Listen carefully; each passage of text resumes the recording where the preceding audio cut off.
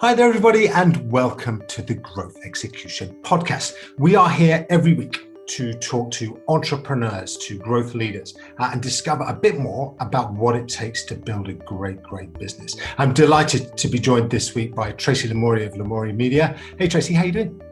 I am very good. Thank you so much. I'm excited to be here too. Hey, listen, we can't wait to hear your story.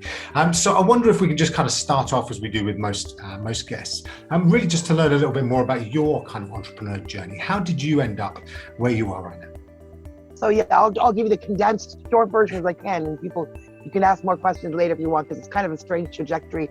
Traditionally, people come to PR after 4 or 5 years in university or college, or they come in from media. So they've been journalists and they see how PR works, so they end up being PR. So that's the two regular trajectories. Me, I was in sales and marketing in my 20s. I had a radio show with my husband, Dave Parkinson, a few years ago. We no longer had that show. So in addition to our sales and marketing life, we were just doing advocacy online, just, activist stuff, just linking to things that we thought were important. And we heard about the case of Jimmy Dennis, who was a factually innocent man on death row in Pennsylvania, something we had never been involved with, the death penalty or anything like that. But, wow. As young activists, we got involved with that. And basically, for 20 years, over 19 years, we ran a campaign just, while we were doing sales jobs, while we were to let the world know about this gentleman, Jimmy Dennis, who was freed in 2019 on evidence of factual innocence. And now he's in Rolling Stone and BET, and, the world knows he's free, and lots of stuff's going on. But yeah, ultimately, it took me a few years to figure out after that I had developed these skills that, could become the basis of a business. Because I wasn't thinking about it in terms of that. I was just doing what I did and working my day job. But then when I was 41, so several years after that, I suddenly thought, because we've been on CNN, MSNBC, Court TV, all that stuff, based on the messaging that I wrote without any media experience. Yeah. So when it kind of hit me a decade later in that light bulb moment, I'm like, ah. And that's when I decided to start freelancing. Wow. And then for 5 years after that, I was started a business general partnership, Lamourie PR and Marketing, it was originally called, thinking that I might have to do marketing, but when I get a lot of PR, but no, I just rock the PR stuff. And then we incorporated during COVID last year. So now we're Lamourie Media Inc. So in 10 years, we've just gone up and up and up. And yeah, that's what a publicist does, though, for those who don't know, is I help to elevate and celebrate the exciting things other people are doing. So whether it's entrepreneurs, which most people don't think of, or writers, authors, celebrities, who need media that people regularly think of as publicists. That's what I do. And the fun part really is the entrepreneurs, because I get to help them. They're like, an author or an entrepreneur, they're experts in their field. And I get to help build their brand, which means, they elevate their personal reputation on a global level for expertise or thought leadership. And that's fantastic. And when you think about your clients, do you kind of select for, I don't know, noteworthy stories or, things that they've done in the past, or is it just more about the sort of business side of things, or is it anything? People don't realize that everybody has a story. Like I said, they honestly do. Like when I talk about my clients, they come to me or they're recommended to me more often, because quite often people don't think about themselves going into media when they're the chef or the real estate agent or whatever, but they'll see work I do for other people, or somebody will tell them, and they'll, so, yeah, I'm not looking for somebody who has a fantastic, crazy story. People think that way, and that's why they think they're not in media. They're like, oh, that's for other people, not me. No one will be interested in me.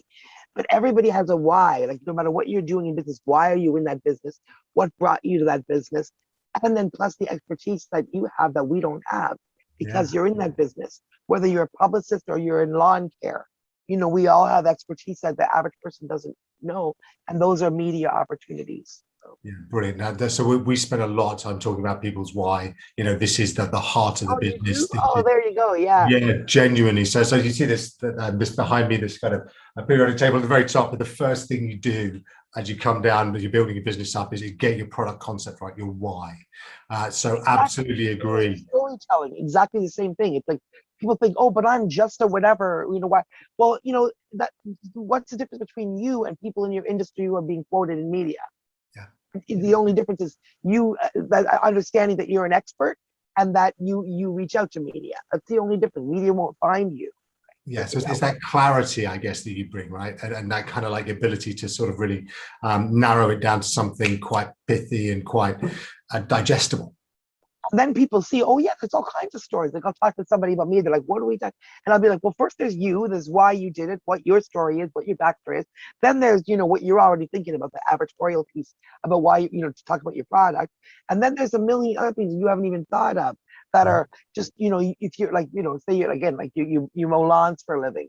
You know about the shrubs and you know about this, you know about the environment, the air, and all these things that we haven't thought about. And there's all there is. So there's not all there's just people think about press releases when you're reaching out to media telling them something, and that's a bit of a higher bar because you're like, geez, what would I tell them?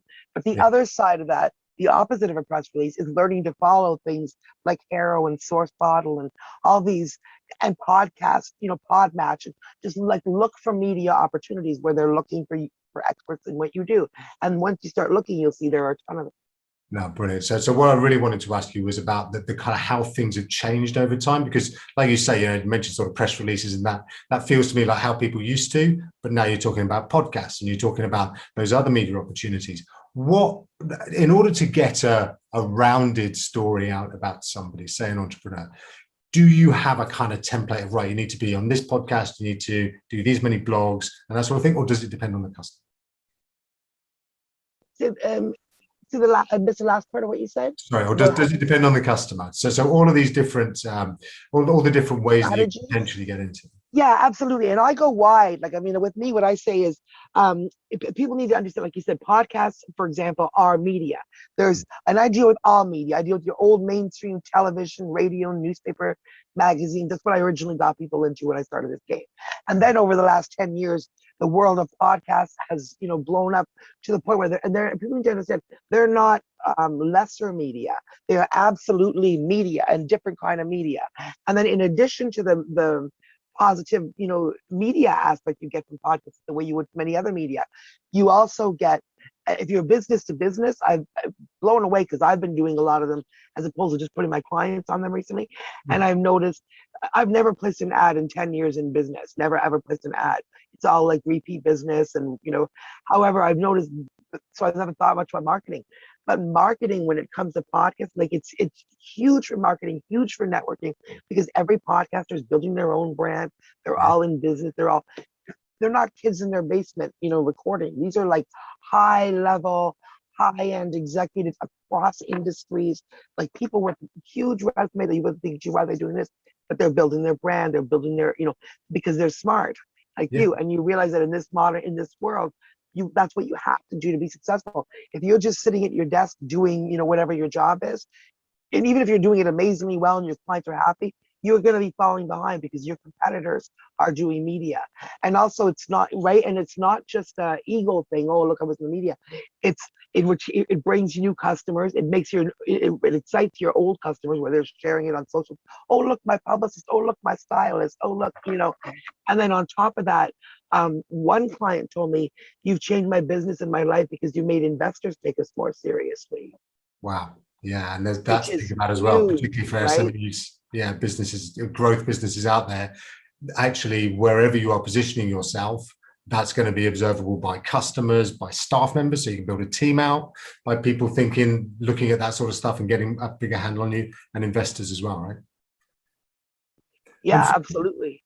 And from your perspective around, so what would you say is the kind of the biggest thing? Obviously, we talked about podcasts. Is there one thing that people listening in, growth leaders, SME entrepreneurs, what should they be doing? Oh yeah, one thing that I would absolutely recommend, and I almost hesitate to give this because it's a really good source, but you need to know a couple things behind it before you use it, or it's not a good source. You know what I mean? Okay. So understand the difference between advertorial and editorial first. Hugely important when you're responding to any media, when you're reaching out to media, whether it's a press release or you see their call out and you're answering. It is not an opportunity to just talk about how awesome your product is. And a good example of that is I had a Reader's Digest call out looking for people in the design and build, or designers and contractors or whatever, to respond about bathroom renovations, the articles about how difficult bathroom renovations are. So they were looking for some tips from experts. So I had a client who's an innovator in the space. They have a company, really, anyways, I said, here, they're looking for some tips. So he answered, well, something like along the lines of, oh, bathroom renovations are really difficult, so people should go to a company like mine, blah, blah, blah, blah, blah, blah, blah. And Okay. well, It was a you're pitch. not going to see that in the middle of Reader's Digest article about bathroom renovation. So No. I had to explain, no, again, what this is an opportunity for you. What they want from you is you just talk about the bathroom renovation. This is what people should do, blah, blah, blah. Here's some hints. And then at the end of that, it'll say, says Bob from Bob's Bathroom Renovation Company. And that's the only time your company is mentioned in the Reader's Digest. But it doesn't matter. That's all you need. Because then you can say as quoted in Reader's Digest, you can, so that's, Absolutely. That logo on your website. right. So that's a perfect example. Understand the editorial, and not the advertorial. So with that deeply in mind and editing yourself 100 times, look at Help a Reporter Out and Source Bottle. Those are like amazing, like incredible resources. 3 times a day, Help a Reporter Out has all kinds of emails from everybody from NBC TV to like Oprah.com, Oprah Magazine, to literally everything you can think of, Reader's Digest, and they're just doing call-outs with a deadline. Like I was literally looking at this before I called in, so let's see what I was looking at. People working in the restaurant industry, what is your job like? With a deadline of 7 a.m. on the 18th of June, looking to hear from people working in the restaurant industry. So if you're a cook, so if you're an owner of a restaurant, perfect opportunity to get your, another one, automotive. What else do they have here? Organic grains for alcohol. I'm looking for organic grain farmers, millers, and beer experts.